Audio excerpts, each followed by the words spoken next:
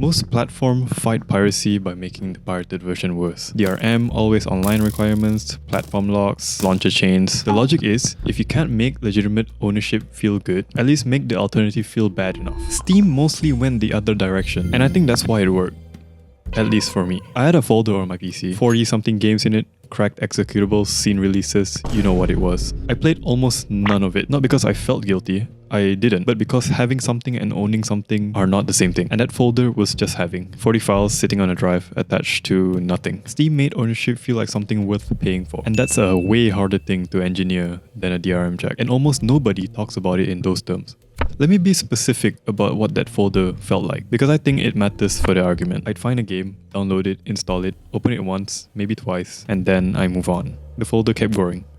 I wasn't playing more, I was accumulating. And accumulation feels like progress when you're in it, but it isn't. It's just mass. The games in that folder had no history, no record to show how long I played it for, no timestamp of when I stopped, no proof that I was there at all. A pirated game is just a file. That's the whole thing. It runs or it doesn't run. It has no memory of you and you build no memory around it. At first, I thought the problem was discipline, that if I had more focus, I would eventually play the things I downloaded, but that wasn't it. The problem was that nothing was holding the experience in place. There was zero container for it. I could walk away from any of those games with zero friction. And zero friction, it turns out, it's not actually what you want from something you're trying to care about. When I got a Steam Deck, something changed in how I was using all of this. Not because the deck made piracy harder, it actually makes it easier because of the Linux community. But having a portable device that I actually carried around meant I was playing more, finishing more, being more deliberate about what I put time into, and at some point, without planning it, I developed a filter.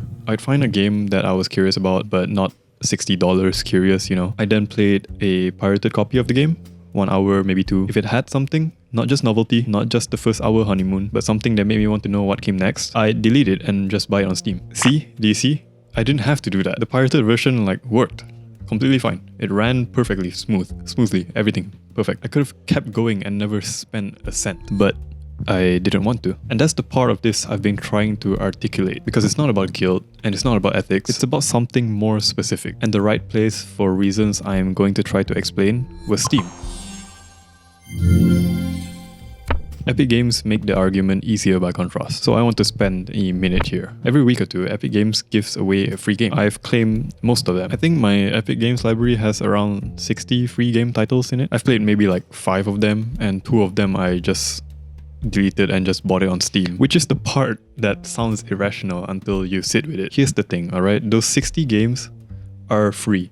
Legitimately free. Valve didn't give me anything comparable for nothing, and yet my Epic library feels exactly like that old game folder. Present, unplayed, nothing really special attached to it. See, the games were claimed, not chosen. They showed up in my account because I clicked the button on a Thursday afternoon. There's no record of hours next to them, no achievements, no activity feed that says I was ever there. The interface is functional, the platform works, it just doesn't accumulate anything. Now, I want to name the obvious counter-argument here. Maybe I just don't play those games because they're not games I would have sought out. The free game is free because it's not generating any revenue anymore, maybe. Not because it's a hidden gem. And that's a fair point, selection bias is real. But here's the thing, some of the 60 games are games that I genuinely wanted. Games I had on a wishlist, and I still haven't played them. The fact that they're in my Epic library seems like they're less likely that I'll play them, not more. Like claiming the game satisfied enough of the impulse that the actual playing becomes optional. But that's not the bug in Epic's design necessarily, but it points to something Steam is doing that isn't obvious until you notice what happens when it's absent.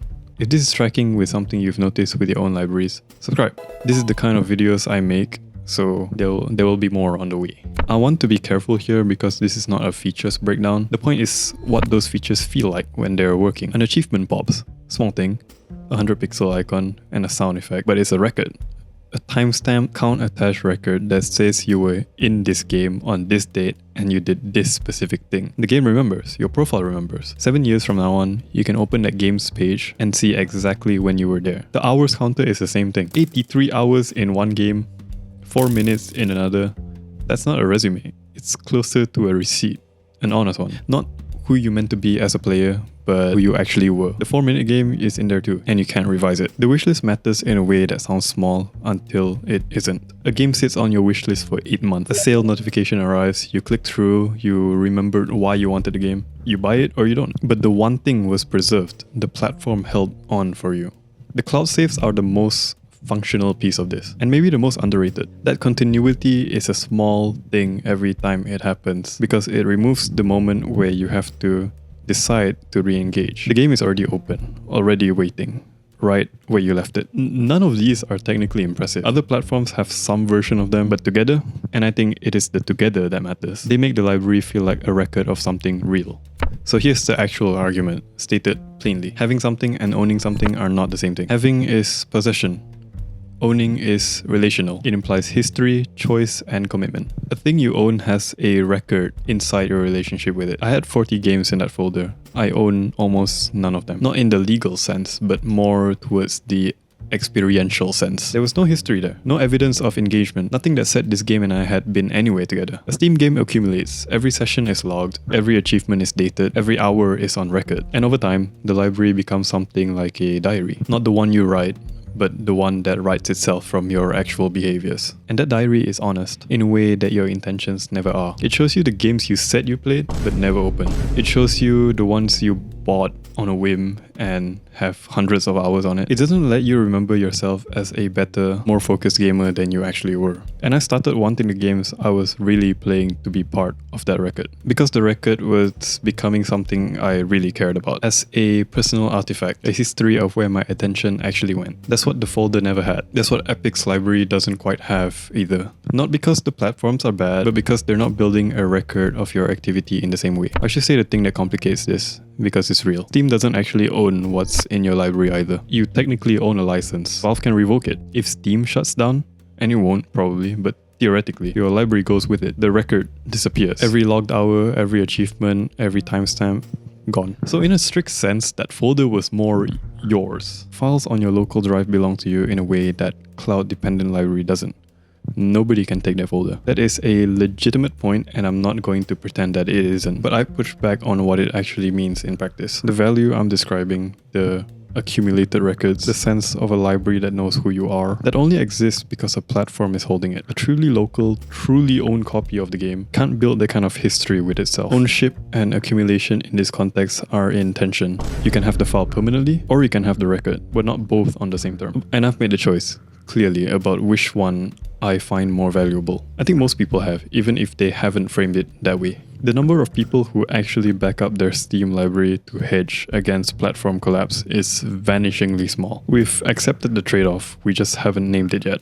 Steam didn't stop piracy by making the alternative painful enough. It made ownership feel like something worth having, a record of where your attention actually went, held in a place that actually remembers it for you. And that's what the folder couldn't offer. That's what a lot of platforms still don't offer, including ones that are technically doing everything right. The games industry mostly talk about piracy in terms of loss. Lost sales, lost revenue, lost control. What it talks about less is what legitimate ownership actually needs to feel like for people who want it. Not legally, but experientially. Steam mostly figured it out, and I think that's worth naming, because the lesson isn't obvious and it doesn't get applied consistently. The lesson isn't add more features. Instead, the lesson is give people something they want to build a history inside of, and they'll want to be there. They'll want the game to be in the right place, even when the wrong place works just as well. My Steam library has fewer games than that old folder did, but I remember most of them. I remember which ones I put down after 40 minutes. I remember the ones that quietly climbed up past 100 hours before I noticed it. I know where I was, and that's what the folder never had.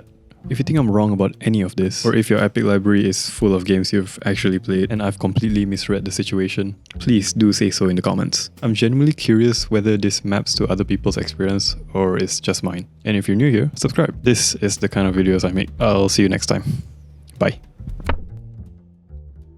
What's Valve's take on piracy? So we don't really worry about piracy. You know, when you look at the top 10 issues on our list at any given point in time, piracy is almost never on that list. There's misconceptions in the industry about what piracy is. Piracy is about people who want to steal stuff from you, right? That they don't want to pay any money and they want to get your content. But when you look at the fact that these people have, $2,000 PCs, they're spending $50 a month US more on their internet connections, clearly they're willing to spend money. So from our point of view, what we saw more and more is that piracy is the result of bad service on the part of game companies. As a customer, what I want is I want my content on any device at any point in time with a lot of security. Right? I don't want to have to worry when I buy a new PC that I won't be able to play a game that I've paid for. And then with copy protection, you're suddenly like, okay, if I reinstall my operating system, will I be able to play this game? If I buy a new PC, will I be able to? If I go over to my friend's house, will I be able to do it? So if you solve the real problem, which is, hey, I can go over to my friend's house and play the game. I can be in a cyber cafe on vacation on holiday, and I can play my game, and I can buy new PCs and never have to worry about backing this up or restoring backups or anything like that. Oh, that's great. Then I'm much less likely to get a pirated version. Copy protection makes it less likely that that's going to be the case.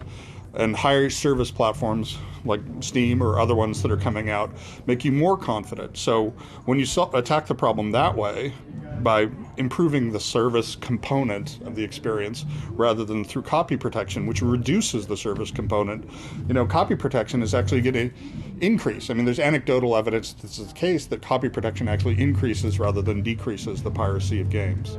So, like I say, by focusing on the customer and doing useful things for the customer, piracy really becomes sort of a non-issue for us.